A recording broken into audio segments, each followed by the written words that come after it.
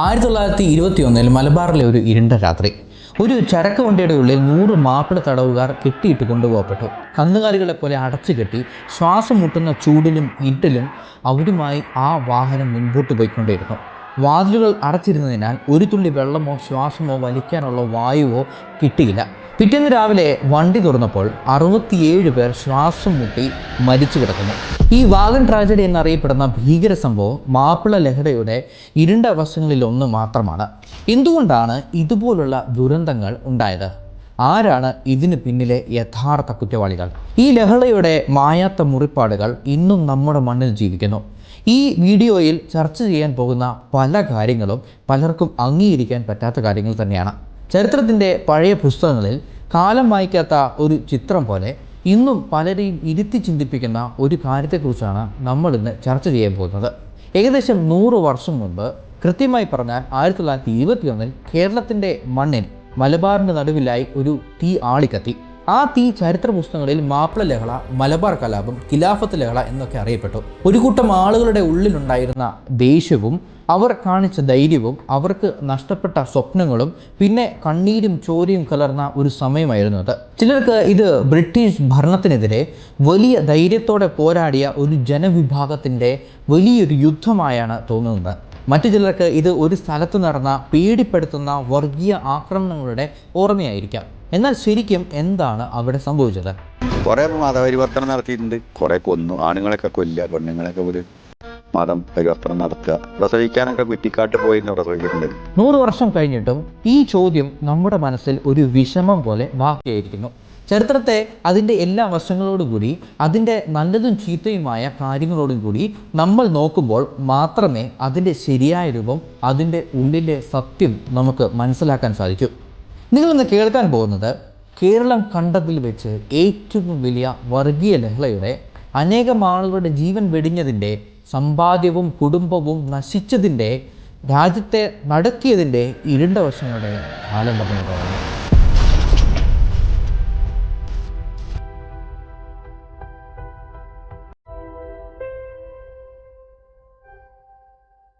ഇരുപതാം നൂറ്റാണ്ടിൻ്റെ ആദ്യകാലത്ത് നമ്മുടെ രാജ്യം സ്വാതന്ത്ര്യത്തിന് വേണ്ടി കഷ്ടപ്പെട്ടുകൊണ്ടിരുന്ന സമയത്താണ് ഈ സംഭവം നടക്കുന്നത്. എന്നാൽ മലബാറിലെ ഈ ലഹള വെറും ഒരു സ്വാതന്ത്ര്യ സമരം മാത്രമായിരുന്നു. അതോ അതിനു പിന്നിൽ മണ്ണിനും സ്വന്തം നിലനിൽപ്പിനും വേണ്ടിയുള്ള ആഴത്തിലുള്ള പോരാട്ടങ്ങൾ ഒളിഞ്ഞിരിക്കുന്നു?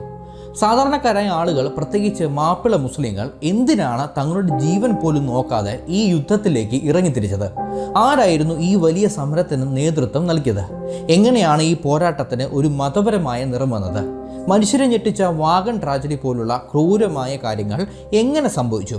ഇങ്ങനെയുള്ള ഒരുപാട് ചോദ്യങ്ങൾക്ക് ചരിത്രത്തിൻ്റെ ഉള്ളിലേക്ക് ഇറങ്ങിച്ചെന്ന് ഉത്തരം കണ്ടെത്താനാണ് നമ്മൾ ഈ വീഡിയോയിലൂടെ ശ്രമിക്കുന്നത്. ഈ ലഹളയെ വെറും ഒരു പഴയ സംഭവമായി മാത്രം തള്ളിക്കളയാൻ നമുക്ക് പറ്റില്ല. കാരണം അതിൻ്റെ മാറ്റൊലികൾ, അതിൻ്റെ മുറിപ്പാടുകൾ, അതിൻ്റെ ഓർമ്മകൾ ഇന്നും നമ്മുടെ സമൂഹത്തിൽ ജീവിക്കുന്നുണ്ട്. ഈ കാര്യത്തെക്കുറിച്ച് ചൂടുള്ള ചർച്ചകളും കാലം മാറുന്നതിനനുസരിച്ച് വരുന്ന പല ചിന്തകളും ഇതിൻ്റെ പ്രാധാന്യം കൂട്ടുന്നു. ഈ യാത്രയിൽ മാപ്പിള ലഹളയുടെ ഓരോ ഭാഗങ്ങളിലേക്കും നമ്മൾ ഇറങ്ങിച്ചെല്ലും. അതിൻ്റെ തുടക്കം എങ്ങനെയാണ് ഒരു ചെറിയ തീപ്പൊരി വലിയ തീയായി മാറിയത്, അതിൻ്റെ പിന്നിലെ ശക്തരായ നേതാക്കൾ, സാധാരണയായി ആരും അറിയാത്ത ചില ഞെട്ടിപ്പിക്കുന്ന വിവരങ്ങൾ, അതിൻ്റെ മോശമായ ഫലങ്ങൾ, അവസാനം ഈ ലഹളയെ എങ്ങനെയാണ് കാണുന്നത് എന്നതെല്ലാം നമ്മൾ വിശദമായി നോക്കും. കേരള ചരിത്രത്തെക്കുറിച്ച് ആഴത്തിലും ഹൃദയത്തിലും മനസ്സിലാക്കാൻ ആഗ്രഹിക്കുന്ന ഏതൊരാൾക്കും ഈ വീഡിയോ ഒരു വലിയ സഹായകമാകുമെന്ന് ഞാൻ ഉറച്ചു വിശ്വസിക്കുന്നു.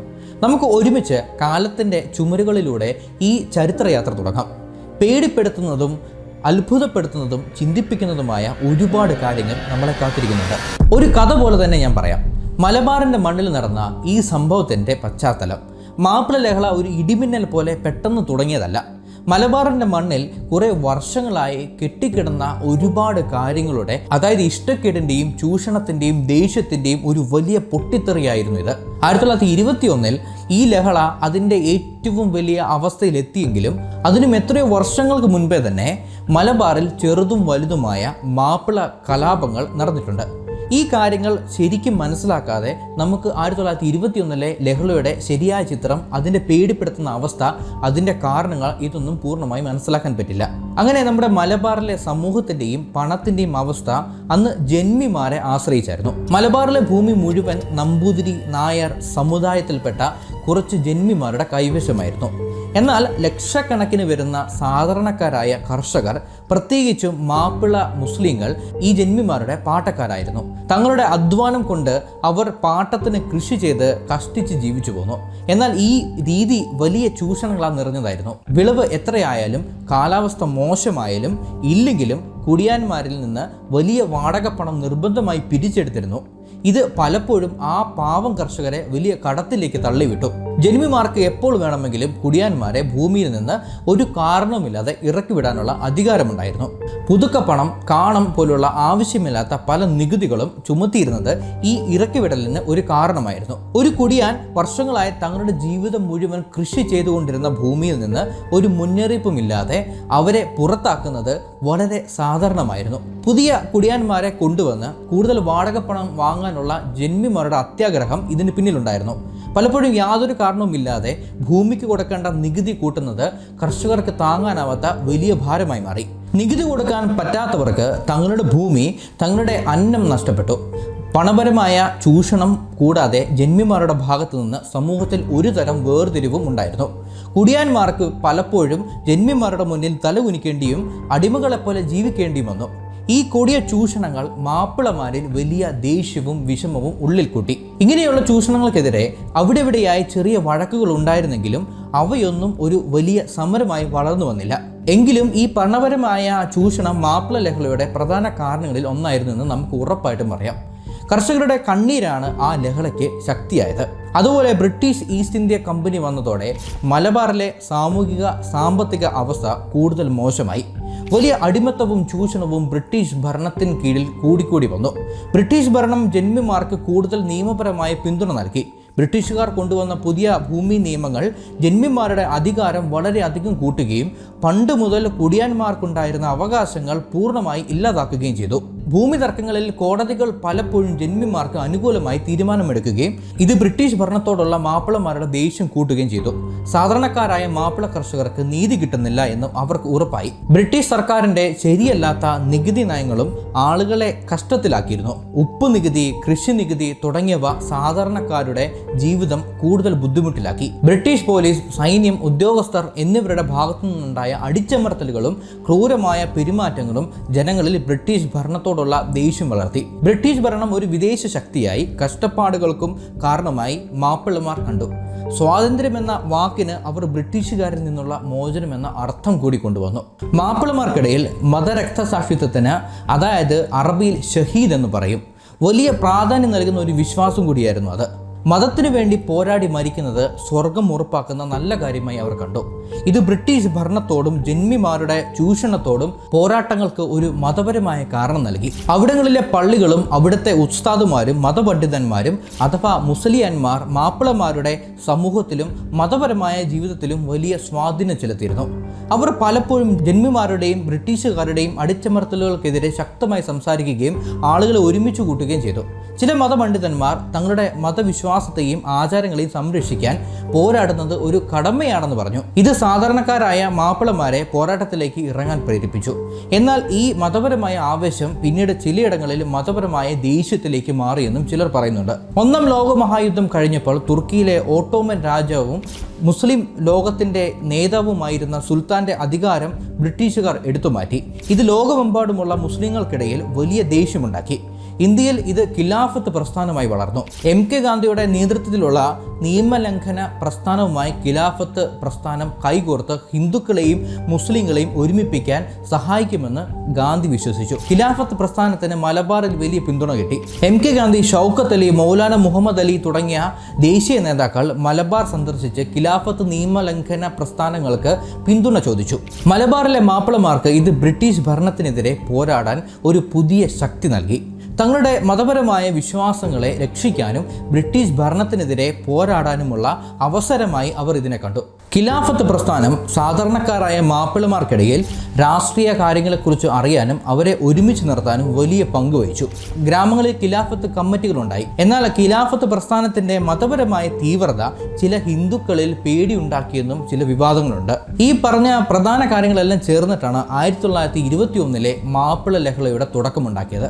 അടിമത്ത ഖിലാഫത്തിൻ്റെ ദേഷ്യം, ബ്രിട്ടീഷ് ഭരണത്തോടുള്ള എതിർപ്പ്, മതപരമായ പ്രചോദനം, രാജ്യസ്നേഹത്തിൻ്റെ ആവേശം എന്നിവയെല്ലാം ഒരുമിച്ച് ചേർന്നപ്പോൾ മലബാർ ഒരു വലിയ അഗ്നിപർവ്വതം പോലെയായി മാറി. മണ്ണിനടിയിൽ ഒരു വലിയ അഗ്നിപർവ്വതം പോലെ ഉറങ്ങിക്കിടന്നിരുന്ന ദേഷ്യം 1921 ഓഗസ്റ്റ് മാസത്തോടെ ഒരു ചെറിയ തീപ്പൊരിയിൽ വലിയ തീയായി മാറി പൊട്ടിത്തെറിച്ചു. ഖിലാഫത്ത് പ്രസ്ഥാനം മലബാറിൽ ശക്തിപ്പെട്ടപ്പോൾ ബ്രിട്ടീഷ് ഭരണക്കാർക്ക് അത് വലിയൊരു പേടിയായി. ഒതുക്കി വെച്ച ജനങ്ങളുടെ ദേഷ്യം ആളിക്കത്താൻ തുടങ്ങുന്നുവെന്ന് അവർക്ക് മനസ്സിലാവാൻ തുടങ്ങി. ഖിലാഫത്ത് നേതാക്കളെ പിടിക്കാനും പ്രസ്ഥാനങ്ങളെ എങ്ങനെയെങ്കിലും ഇല്ലാതെയാക്കാനും അവർ തുടങ്ങി. ലഹള പെട്ടെന്ന് തുടങ്ങാനുള്ള ഏറ്റവും പ്രധാന കാരണം തിരൂരങ്ങാടി പള്ളിയിൽ നടന്ന ഒരു കാര്യമായിരുന്നു. ഖിലാഫത്ത് പ്രസ്ഥാനത്തിന്റെ ഒരു പ്രധാന സ്ഥലമായിരുന്ന Tirurangadi 1921 August 20 British police Tirurangadi പള്ളിയിൽ ചെന്ന് ഒരു പരിശോധന നടത്തി. ഖിലാഫത്ത് പേപ്പറുകൾ കണ്ടെത്താനായിരുന്നു ഇത്. എന്നാൽ ഈ പരിശോധനയെക്കുറിച്ചും പള്ളിയിൽ ഖിലാഫത്ത് നേതാക്കളെ പിടിച്ച് എന്നുമുള്ള വ്യാജ വാർത്തകളും പെട്ടെന്ന് കാട്ടുതീ പോലെ ആളുകൾക്കിടയിൽ പടർന്നു. ഇത് വലിയ ദേഷ്യമുണ്ടാക്കി. ആയിരക്കണക്കിന് മാപ്പിളമാർ തിരൂരങ്ങാടിയിലേക്ക് ഓടിയെത്തി. നീതി കിട്ടണമെന്ന് ആവശ്യപ്പെട്ടു.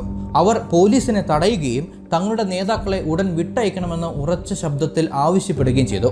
ഇതിനിടെ ആളുകൾക്ക് നേരെ പോലീസ് വെടിവെച്ചതായി പറയുന്നു. ആ വെടിശബ്ദം വലിയ വഴക്കിന് കാരണമായി. സമാധാനപരമായിരുന്ന ഒരു സമരം നിമിഷങ്ങൾക്കകം ആയുധമെടുത്തുള്ള യുദ്ധമായി മാറി. ദേഷ്യമെന്ന ആളുകൾ പോലീസിനെതിരെ തിരിയുകയും അവരുടെ ആയുധങ്ങൾ പിടിച്ചെടുക്കുകയും ചെയ്തു. തിരൂരങ്ങാടിയിലെ സർക്കാർ ഓഫീസും പോലീസ് സ്റ്റേഷനും ആക്രമിക്കപ്പെട്ടു. ബ്രിട്ടീഷ് ഭരണം മലബാറിന്റെ ചില ഭാഗങ്ങളിൽ കുറച്ചു കാലത്തേക്ക് ഇല്ലാതെയായി.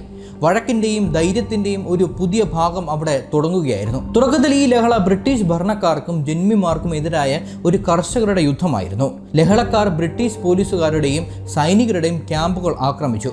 ആയുധങ്ങൾ പിടിച്ചെടുത്തു. ജന്മിമാരുടെ വീടുകളും അവരുടെ പേപ്പറുകളും, അതായത് പാട്ടക്കാരുടെ കടങ്ങളും തെറ്റായ നിയമങ്ങളുടെ രേഖകളും നശിപ്പിക്കപ്പെട്ടു. കോടതികൾ ആക്രമിക്കപ്പെട്ടു. കാരണം കോടതികൾ ജന്മിമാർക്ക് അനുകൂലമായ തീരുമാനങ്ങൾ എടുത്ത് നീതി നിഷേധിച്ചിരുന്നു. റെയിൽവേ ലൈനുകൾ, പോസ്റ്റ് ഓഫീസുകൾ, പാലങ്ങൾ തുടങ്ങിയ ബ്രിട്ടീഷ് സ്ഥാപനങ്ങൾ തകർക്കപ്പെട്ടു. ഇത് ബ്രിട്ടീഷ് ഭരണം ഇല്ലാതാക്കാനുള്ള വ്യക്തമായ ശ്രമമായിരുന്നു.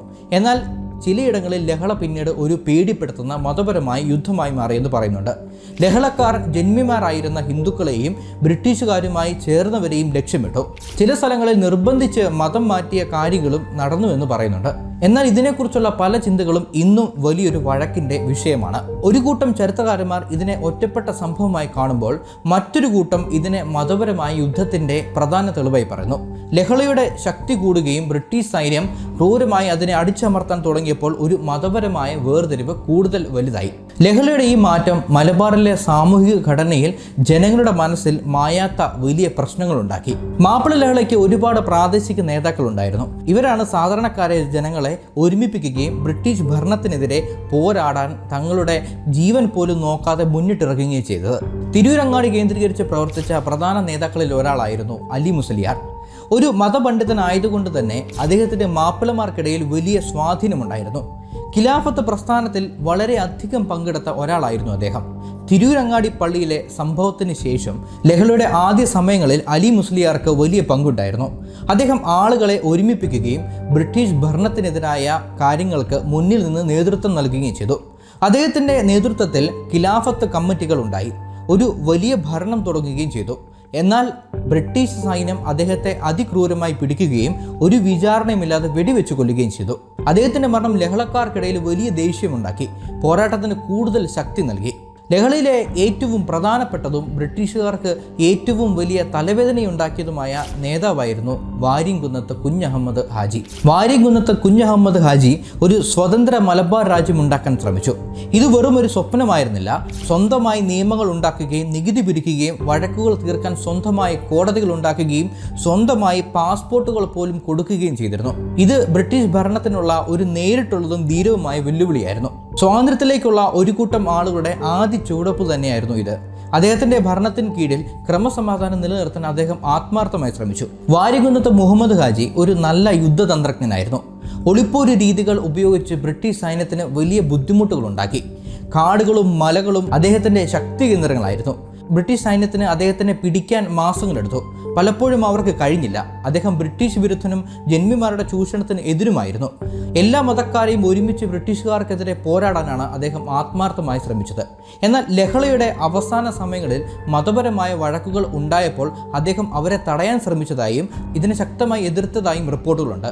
അവസാനം ബ്രിട്ടീഷ് സൈന്യം അദ്ദേഹത്തെ ഒറ്റുകൊടുത്ത് പിടിക്കുകയും 1922 വെടിവെച്ച് കൊല്ലുകയും ചെയ്തു. അദ്ദേഹത്തിൻ്റെ മരണം ലഹള അവസാനിക്കാൻ കാരണമായി. വള്ളുവനാട് ഭാഗത്ത് വളരെയധികം പങ്കെടുത്ത മറ്റൊരു പ്രധാന നേതാവായിരുന്നു ചെമ്പ്രശ്ശേരി തങ്ങൾ. അദ്ദേഹവും ഖിലാഫത്ത് പ്രസ്ഥാനത്തിൽ പങ്കാളിയായിരുന്നു. അദ്ദേഹവും ലഹളയ്ക്ക് നേതൃത്വം നൽകി. അവിടങ്ങളിലെ ആളുകൾക്കിടയിൽ അദ്ദേഹത്തിന് വലിയ പിന്തുണയുണ്ടായിരുന്നു. അദ്ദേഹത്തിന്റെ നേതൃത്വത്തിൽ ബ്രിട്ടീഷ് ഭരണത്തിനെതിരായ പല ആക്രമണങ്ങളും നടന്നു. മലബാറിന്റെ മണ്ണിൽ അദ്ദേഹവും ഒരു വലിയ വെല്ലുവിളിയായി തീർന്നു. ഈ ലഹളയിൽ പ്രധാന പങ്കുവച്ച മറ്റൊരു നേതാവായിരുന്നു സീതി കോയ തങ്ങൾ. ഇദ്ദേഹവും മതപരമായ സ്വാധീനം ഉപയോഗിച്ച് ആളുകളെ ഒരുമിപ്പിക്കുകയും പോരാട്ടങ്ങൾക്ക് നേതൃത്വം നൽകുകയും ചെയ്തു. ഈ നേതാക്കളെല്ലാം സാധാരണക്കാരായ ജനങ്ങളെ ബ്രിട്ടീഷ് ഭരണത്തിനെതിരായും ജന്മിമാരുടെ ചൂഷണത്തിനെതിരായും പോരാടാൻ പ്രേരിപ്പിച്ചു. ഭയമില്ലാതെ മുന്നോട്ട് നടന്ന ഈ നേതാക്കളുടെ ത്യാഗവും നേതൃത്വവും ലഹളയ്ക്ക് ഒരു വഴി കാണിച്ചു. മാപ്പിള ലഹളയെക്കുറിച്ച് സാധാരണമായി ആരും അറിയാത്തതോ കാലം മറച്ചു പിടിച്ചതോ പലപ്പോഴും ആരും ഓർക്കാത്തതോ ആയ ചില ഞെട്ടിപ്പിക്കുന്ന വിവരങ്ങളുണ്ട്. ഈ കാര്യങ്ങൾ ലഹളയുടെ പല വശങ്ങളും അതിൻ്റെ പിന്നിലെ മനുഷ്യരുടെ ജീവിതം കൂടുതൽ ആഴത്തിൽ മനസ്സിലാക്കാൻ നമ്മളെ സഹായിക്കും. വാരികുന്നത്ത് കുഞ്ഞഹമ്മദ് ഹാജിയുടെ നേതൃത്വത്തിൽ ഒരു സ്വതന്ത്ര മലബാർ രാജ്യം ഉണ്ടാക്കാനുള്ള ശ്രമം ലഹളയുടെ ഒരു അത്ഭുതകരമായ പ്രത്യേകതയായിരുന്നു. ഇതൊരു വെറും കലാപം എന്നതിലുപരി സ്വന്തം ജനങ്ങൾക്ക് വേണ്ടി ഒരു പുതിയ ഭരണം ഉണ്ടാക്കാനുള്ള ഒരുപക്ഷെ ഒരു ഭ്രാന്തൻ സ്വപ്നമാണെന്ന് ബ്രിട്ടീഷുകാർ കരുതിയ ശ്രമമായിരുന്നു. ഇത് ബ്രിട്ടീഷ് ഭരണത്തിനുള്ള ഒരു നേരിട്ടുള്ളതും വലിയ ധൈര്യം കാണിച്ചതുമായ ഒരു പ്രധാന വെല്ലുവിളി തന്നെയായിരുന്നു. സ്വാതന്ത്ര്യത്തിലേക്കുള്ള ഒരു ജനതയുടെ ആദ്യ ചുവടുപ്പ് തന്നെയായിരുന്നു അത്. അദ്ദേഹത്തിൻ്റെ പ്രധാന ലക്ഷ്യം മതപരമായ സ്വന്തം ഭരണമോ അല്ലെങ്കിൽ ബ്രിട്ടീഷ് ഭരണമില്ലാത്ത ഒരു പുതിയ നാട് ഉണ്ടാക്കലോ ആയിരുന്നു. ബ്രിട്ടീഷ് സൈന്യത്തിൻ്റെ വലിയ ശക്തിയിലുള്ള തിരിച്ചടി ഈ ധീരമായ ശ്രമങ്ങളെ തടസ്സപ്പെടുത്തുന്നതുവരെ ഈ പുതിയ ഭരണം നിലനിന്നിരുന്നു. വെറും സാധാരണ യുദ്ധം ചെയ്യുന്നവരുടെ കൂട്ടം എന്ന് മാത്രം കരുതിയ ബ്രിട്ടീഷുകാരെ ഞെട്ടിച്ചുകൊണ്ട് ലഹളക്കാർ തങ്ങളുടെ നിയന്ത്രണത്തിലുള്ള സ്ഥലങ്ങളിൽ ഒരു പുതിയ പോലീസ് സേന തന്നെ ഉണ്ടാക്കിയിരുന്നു. ഇതിനെ മാപ്പിള പോലീസ് എന്നാണ് അവർ വിളിച്ചിരുന്നത്. ഇത് ലഹളക്കാരുടെ ഭരണം നടത്താനുള്ള കഴിവുകളെയും ഒരു യഥാർത്ഥ ഭരണകൂടത്തെ പോലെ സംഘടിക്കാനുള്ള അവരുടെ കഴിവിനെയും കാണിക്കുന്നു. വെറും കൂട്ടം കൂടിയുള്ള ആക്രമണങ്ങളായിരുന്നില്ല അവിടെ നടന്നത്, മറിച്ച് ഒരു ചിട്ടയായ വ്യക്തമായ ലക്ഷ്യമുള്ള ഒരു കൂട്ടം ആളുകളായിരുന്നു അവർ എന്ന് ഇത് തെളിയിക്കുന്നു. അവർ തങ്ങളുടെ നിയന്ത്രണത്തിലുള്ള സ്ഥലങ്ങളിൽ ക്രമസമാധാനം നിലനിർത്താൻ ആത്മാർത്ഥമായി ശ്രമിച്ചു. ചെറിയ കുറ്റങ്ങൾ തടയുകയും ആളുകൾക്കിടയിലെ വഴക്കുകൾ പരിഹരിക്കുകയും ചെയ്തു. ബ്രിട്ടീഷ് രേഖകളിൽ പോലും ഈ മാപ്പിള പോലീസിനെ കുറിച്ച് പറയുന്നുണ്ട്. ഇത് അവരുടെ സാന്നിധ്യവും പ്രവർത്തനവും എത്രത്തോളം ഫലപ്രദമായിരുന്നു എന്നതിൻ്റെ വ്യക്തമായ തെളിവാണ്. ലഹളയുടെ തുടക്കത്തിൽ ഇത് വെറും ഒരു മതപരമായ സമരമായിരുന്നില്ല എന്ന് തെളിയിച്ചുകൊണ്ട് ഹിന്ദു മതത്തിൽപ്പെട്ട പലരും ഖിലാഫത്ത് പ്രസ്ഥാനത്തെ പിന്തുണയ്ക്കുകയും ബ്രിട്ടീഷ് ഭരണത്തിനെതിരായ പോരാട്ടങ്ങളിൽ മാപ്പിളമാർക്കൊപ്പം തോളോട് തോൾ ചേർന്ന് നിൽക്കുകയും ചെയ്തിരുന്നു. കെ മാധവൻ നായർ, MP നാരായണ മേനോൻ, കാപ്പാട് കൃഷ്ണൻ നായർ തുടങ്ങിയ ഹിന്ദു നേതാക്കളും ഖിലാഫത്ത് നിയമലംഘന പ്രസ്ഥാനങ്ങളിൽ നല്ല രീതിയിൽ പങ്കെടുത്തു. മലബാറിൽ നടന്ന ഖിലാഫത്ത് സമ്മേളനങ്ങളിൽ ഹിന്ദുക്കളും മുസ്ലിങ്ങളും ഒരുമിച്ച് പങ്കെടുത്തു. ബ്രിട്ടീഷുകാർക്കെതിരെയും ജന്മിമാർക്കെതിരെയും ഒരുമിച്ച് പോരാടാനുള്ള ആഗ്രഹം അവർക്കുണ്ടായിരുന്നു. ഇത് സ്വാതന്ത്ര്യത്തിലേക്കുള്ള ഒരു കൂട്ടായ്മയായിരുന്നു. എന്നാൽ പിന്നീട് ചിലയിടങ്ങളിൽ ലഹള ഒരു പേടിപ്പെടുത്തുന്ന മതപരമായ യുദ്ധമായി മാറിയതോടെയാണ് ഈ ഒരുമയുടെ അവസ്ഥ മാറിയത്. ചില മാപ്പിള ലഹളക്കാർ ഹിന്ദുക്കളെ ആക്രമിക്കുകയും നിർബന്ധിച്ച് മതം മാറ്റിയ കാര്യങ്ങളും നടന്നതായി പറയുന്നുണ്ട്. ഇത് ഹിന്ദുക്കളിൽ വലിയ പേടിയുണ്ടാക്കി. മലബാറിൻ്റെ സാമൂഹിക അവസ്ഥയിൽ മായാത്ത മുറിപ്പാടുകളുണ്ടാക്കി. ഈ സംഭവങ്ങൾ ലഹളയെക്കുറിച്ചുള്ള ചില ചിന്തകളെയും കൂടുതൽ പ്രയാസമുള്ളതാക്കി. ഈ മാറ്റം എങ്ങനെയാണ് ഉണ്ടായത് എന്നത് ഇന്നും ചരിത്രപരമായി ഒരു ചർച്ചാ വിഷയമാണ്. ബ്രിട്ടീഷ് ഭരണക്കാർ ഈ മതപരമായ വേർതിരിവിനെ തങ്ങളുടെ ലാഭത്തിനായി ഉപയോഗിക്കാൻ ശ്രമിച്ചുവെന്നും പറയുന്നുണ്ട്. ലഹളയിൽ സ്ത്രീകളുടെ പങ്ക് പലപ്പോഴും ചരിത്ര പുസ്തകങ്ങളിൽ വേണ്ടത്ര ശ്രദ്ധിക്കപ്പെടാതെ പോകുന്നു. പുരുഷന്മാർ യുദ്ധക്കളത്തിൽ ജീവൻ നോക്കാതെ പോരാടുമ്പോൾ മലബാറിലെ സ്ത്രീകൾ പിന്നിൽ നിന്ന് വലിയ പിന്തുണ നൽകി. അവർ ഭക്ഷണവും വെള്ളവും എത്തിച്ചും രഹസ്യ വിവരങ്ങൾ കൈമാറിയും മുറിവേറ്റവരെ ശുശ്രൂഷിച്ചും ലഹളയ്ക്ക് വലിയ സഹായകമായി. അവർ രഹസ്യ സന്ദേശങ്ങൾ കൊണ്ടുപോകുന്നവരായി പ്രവർത്തിക്കുകയും ബ്രിട്ടീഷ് സൈന്യത്തിന് പിടികൊടുക്കാതെ ആയുധങ്ങൾ ഒളിപ്പിക്കുകയും ചെയ്തു. ചില സ്ത്രീകൾ നേരിട്ട് പോരാട്ടങ്ങളിൽ പങ്കെടുത്തതായും ബ്രിട്ടീഷ് സൈന്യത്തെ നേരിട്ടതായും രേഖകളുണ്ട്. ബ്രിട്ടീഷ് സൈന്യത്തിന്റെ ക്രൂരമായ ആക്രമണങ്ങളിൽ നിന്ന് തങ്ങളെയും കുട്ടികളെയും രക്ഷിക്കാൻ അവർക്ക് വലിയ ബുദ്ധിമുട്ടുകൾ നേരിടേണ്ടി വന്നു. അവരുടെ ത്യാഗവും സഹനവും ആ പേടിപ്പെടുത്തുന്ന കാലത്തെ ധൈര്യവും ലഹളയുടെ ഒരു പ്രധാന ഭാഗമായിരുന്നു. വാഗൺ ട്രാജഡി ഈ ലഹളയുടെ ദുരിതങ്ങളിൽ ഏറ്റവും പേടിപ്പെടുത്തുന്ന ഒന്നായി ഇന്നും നമ്മുടെ മനസ്സിൽ ഒരു ചീത്ത ഓർമ്മ പോലെ അവശേഷിക്കുന്നുണ്ടെങ്കിലും അതിനു മുൻപ് ബ്രിട്ടീഷ് സൈന്യം ലഹളക്കാരുടെ അതിക്രൂരമായി പെരുമാറിയിരുന്നു. വാഗൺ ട്രാജഡി ഈ ക്രൂരമായ കാര്യങ്ങളുടെ ഒരു ഉദാഹരണം മാത്രമായിരുന്നു. ഒരു വലിയ പട്ടികയിലെ ഒരു ദുരന്തം ലഹള അടിച്ചമർത്താൻ ബ്രിട്ടീഷ് സൈന്യം സൈനിക നിയമം പ്രഖ്യാപിക്കുകയും വലിയ തോതിലുള്ള ആക്രമണങ്ങൾ അഴിച്ചുവിടുകയും ചെയ്തു. നിരപരാധികളായ ആയിരക്കണക്കിന് ആളുകളെ ഒരു വിചാരണയുമില്ലാതെ വെടിവെച്ചു കൊല്ലുകയും അവരുടെ വീടുകൾ കത്തിച്ച് നശിപ്പിക്കുകയും സാധനങ്ങൾ കൊള്ളയടിക്കുകയും ചെയ്തു. സ്ത്രീകളെയും കുട്ടികളെയും ഉപദ്രവിച്ച ഞെട്ടിപ്പിക്കുന്ന കാര്യങ്ങളും റിപ്പോർട്ട് ചെയ്യപ്പെട്ടിട്ടുണ്ട്. ഗ്രാമങ്ങൾ പൂർണ്ണമായി നശിപ്പിക്കപ്പെട്ടു. ഒരു ഭീകരമായ യുദ്ധക്കളം പോലെയായി മാറി. ഈ ക്രൂരമായ കാര്യങ്ങൾ ലഹളക്കാരെ കൂടുതൽ ദേഷ്യം പിടിപ്പിക്കുകയും പോരാട്ടം കൂടുതൽ ശക്തമാക്കുകയും ചെയ്തു. ബ്രിട്ടീഷ് ഭരണത്തിന് യഥാർത്ഥ ക്രൂരമുഖം ലോകത്തിനു മുന്നിൽ തുറന്നു കാണിക്കുന്നതായിരുന്നു ഈ സംഭവങ്ങൾ. ലഹളയിൽ ഒരുപാട് മാപ്പിള ലഹളക്കാർ മരിച്ചുവെങ്കിലും ബ്രിട്ടീഷ് സൈന്യത്തിലും വലിയ തോതിൽ ആളുകളെ നഷ്ടപ്പെട്ടു. ഏകദേശം 43 ബ്രിട്ടീഷ് സൈനികരും ഒരുപാട് കൂലിക്ക് വന്ന സൈനികരും ലഹളയിൽ കൊല്ലപ്പെട്ടതായി ബ്രിട്ടീഷ് രേഖകൾ പറയുന്നു. ഇത് ലഹളക്കാരുടെ പോരാട്ടം എത്രത്തോളം ശക്തവും അപകടകരമായിരുന്നു എന്നതിൻ്റെ തെളിവാണ്. ചെറിയ ആയുധങ്ങളുമായി നല്ല പരിശീലനം കിട്ടിയ ഒരു വലിയ സൈന്യത്തെ നേരിട്ട മാപ്പിളമാരുടെ ധൈര്യവും ചങ്കൂറ്റവും ഇതിൽ നിന്ന് തന്നെ നമുക്ക് മനസ്സിലാക്കാം. ബ്രിട്ടീഷ് ഭരണത്തിന് മലബാർ ലഹള ഒരു വലിയ വെല്ലുവിളിയായി മാറി. അതിനെ പൂർണ്ണമായി ഇല്ലാതാക്കാൻ അവർക്ക് വലിയ സൈനിക ശക്തിയും ഒരുപാട് സമയവും ധാരാളം പണവും ചെലവഴിക്കേണ്ടി വന്നു. ലഹളയിൽ പങ്കെടുത്ത പലരെയും സ്വാതന്ത്ര്യ സമര പോരാളികളായി കണക്കാക്കണോ എന്നതിനെ ചൊല്ലി വലിയ വഴക്കുകൾ ഇന്നും നിലനിൽക്കുന്നുണ്ട്. ഈ വിഷയം ഇപ്പോഴും വലിയ ചർച്ചാ വിഷയമാണ്. ഒരു കൂട്ടം ചരിത്രകാരന്മാരും രാഷ്ട്രീയ നേതാക്കളും ലഹളയെ ബ്രിട്ടീഷ് ഭരണത്തിനെതിരായ പോരാട്ടമായി കണ്ട് അതിൽ പങ്കെടുത്തവരെ സ്വാതന്ത്ര്യ സമര പോരാളികളായി അംഗീകരിക്കണമെന്ന് ഉറപ്പിച്ചു പറയുന്നു. ലഹള ബ്രിട്ടീഷ് ഭരണത്തിന് എതിരായിരുന്നു എന്നതും അത് ഇന്ത്യയുടെ സ്വാതന്ത്ര്യ സമരത്തിൻ്റെ ഭാഗമായിരുന്നു എന്നതുമാണ് അവരുടെ പ്രധാന വാദം. എന്നാൽ മറ്റൊരു കൂട്ടം ലഹളയ്ക്ക് മതപരമായ വഴക്കിൻ്റെ സ്വഭാവം ഉണ്ടായിരുന്നുവെന്നും അത് ഹിന്ദുക്കൾക്കെതിരായ ആക്രമണങ്ങളായിരുന്നു എന്നും വാദിച്ച് ഈ അംഗീകാരത്തെ ശക്തമായി എതിർക്കുന്നു. നമ്മുടെ കേന്ദ്ര സർക്കാർ പലപ്പോഴും ഈ വിഷയത്തിൽ പല നിലപാടുകൾ എടുത്തിട്ടുണ്ട്. ഈ വഴക്ക് ഇന്നും കേരളത്തിലെ സാമൂഹിക രാഷ്ട്രീയ കാര്യങ്ങളിൽ സജീവമാണ്. ഒരു തീരാത്ത ചർച്ചയായി ഇത് നിലകൊള്ളുന്നു. ഇത് ലഹളയുടെ പല വശങ്ങളെയും അതിൻ്റെ ചില ചിന്തകളെയും വ്യത്യാസങ്ങളെയും ശക്തമായി കാണിക്കുന്നു. ഈ ആരും അറിയാത്ത കാര്യങ്ങൾ മാപ്പിള ലഹളയെ ഒരു വശത്തു നിന്ന് മാത്രം കാണാൻ പറ്റിയില്ലെന്ന് നമ്മളെ പഠിപ്പിക്കുന്നു. ഇത് പല വശങ്ങളുള്ള മനുഷ്യരുടെ വികാരങ്ങളും സ്വപ്നങ്ങളും പേടികളും ദേഷ്യങ്ങളും എല്ലാം കലർന്ന ഒരു സംഭവമായിരുന്നു. മാപ്പിള ലഹള മലബാറിനും കേരളത്തിലെ സമൂഹത്തിനും വളരെ വലിയ ദുഃഖിപ്പിക്കുന്ന ഫലങ്ങളുണ്ടാക്കി. അത് വെറും ഒരു വഴക്ക് എന്നതിലുപരി ഒരു കൂട്ടം ജനങ്ങളുടെ ജീവിതത്തെയും സാമൂഹിക ബന്ധങ്ങളെയും എന്നേക്കുമായി മാറ്റിമറിച്ചു. അതിൻ്റെ അടയാളങ്ങൾ കാലം മായ്ക്കാതെ ബാക്കിയാക്കി. ലഹള ഇല്ലാതാക്കാൻ ബ്രിട്ടീഷ് സൈന്യം വളരെ ശക്തവും മനുഷ്യർക്ക് പറ്റാത്തതുമായ സൈനിക നടപടികളെടുത്തു. അതിൻ്റെ ക്രൂരതയ്ക്ക് ഒരു ഉദാഹരണവും ഉണ്ടായിരുന്നില്ല. ആയിരക്കണക്കിന് ആളുകൾക്ക് തങ്ങളുടെ ജീവൻ നഷ്ടപ്പെട്ടു. ബ്രിട്ടീഷ് രേഖകളിൽ പോലും മരണസംഖ്യ 10,000-ങ്ങളിൽ എത്തുന്നുണ്ട്. 10,000-കണക്കിന് ആളുകളെ ജയിലിൽ അടയ്ക്കുകയും പലരെയും ദൂരെയുള്ള ആൻഡമാനിലെ പേടിപ്പെടുത്തുന്ന സെല്ലുലാർ ജയിലിലേക്ക് അയക്കുകയും ചെയ്തു. അവിടെ അവർക്ക് വലിയ കഷ്ടപ്പാടുകൾ അനുഭവിക്കേണ്ടി വന്നു.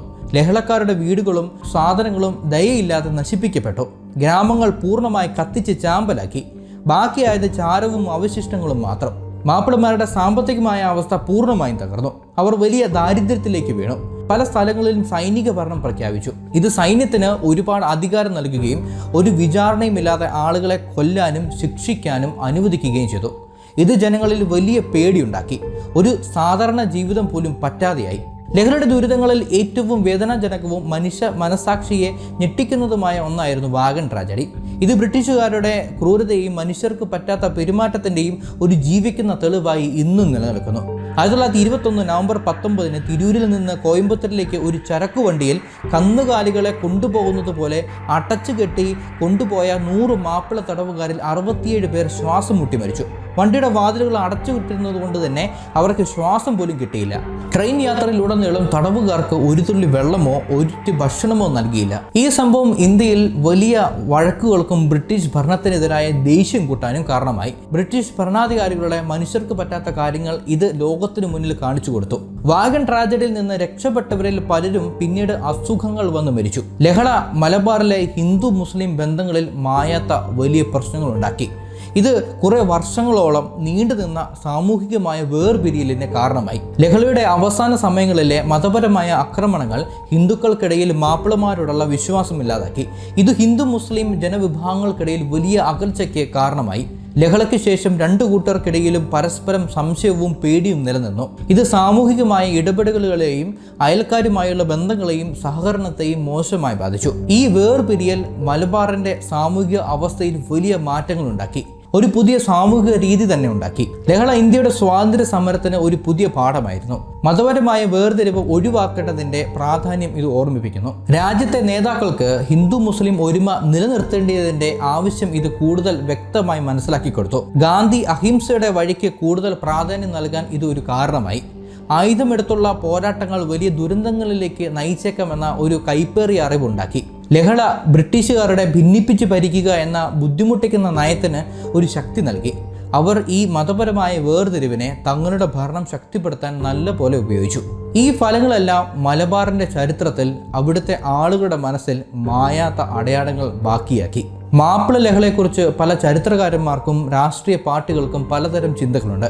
ഇത് ലഹളയുടെ പല വശങ്ങളെയും അത് ഇന്നും കേരളത്തിലുള്ള ആളുകളുടെ മനസ്സിൽ എത്രത്തോളം സ്വാധീനം ചെലുത്തുന്നു എന്നതും ചൂണ്ടിക്കാണിക്കുന്നതാണ്.